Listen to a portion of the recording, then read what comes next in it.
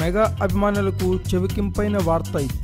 చిరంజీవికి పవన్ కళ్యాణ్కు చెడిందని, అన్నయ్య నుంచి తమ్ముడు విడిపోయాడని ఎన్నెన్నో మాటలు. చిరంజీవి ఖైదీ నంబర్ 150 సినిమా విడుదలకు ముందు చేసిన ప్రీ రిలీజ్ ఫంక్షన్కు పవన్ హాజరు కాలేదు.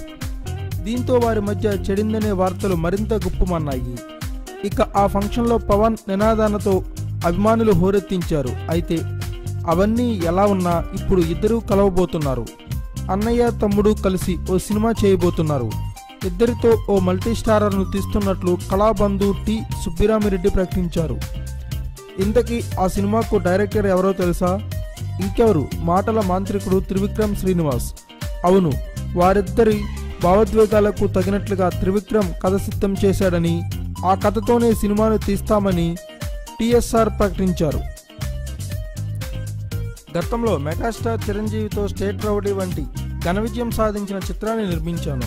అప్పట్లో ఆ చిత్రం నైజాం ప్రాంతంలో ఓ సరికొత్త రికార్డు సృష్టించింది.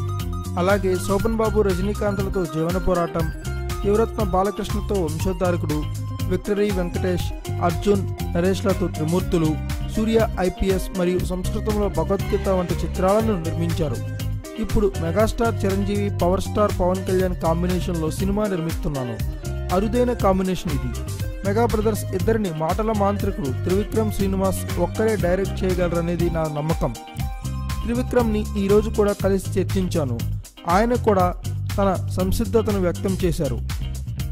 గ్రేట్ ప్రొడ్యూసర్ అశ్విని దత్తో కలిసి ఈ చిత్రాన్ని సంయుక్తంగా నిర్మించనున్నాను. త్వరలోనే ఈ చిత్రం గురించిన మరిన్ని విశేషాలను మీడియాతో పంచుకుంటాను అని టి సుబ్బిరామిరెడ్డి తెలిపారు. టీఎస్ఆర్ ఈ మెగా మల్టీ స్టారర్ను కన్ఫర్మ్ చేసినా ఇటు మెగా కాంపౌండ్ నుంచి కానీ త్రివిక్రమ్ శ్రీనివాస్ నుంచి కానీ ఎటువంటి సమాచారమూ లేదు. ఇక అన్నదమ్ముల మల్టీ స్టారర్ అనగానే మెగా అభిమానులు ఆనందంలో మునిగిపోతున్నారు.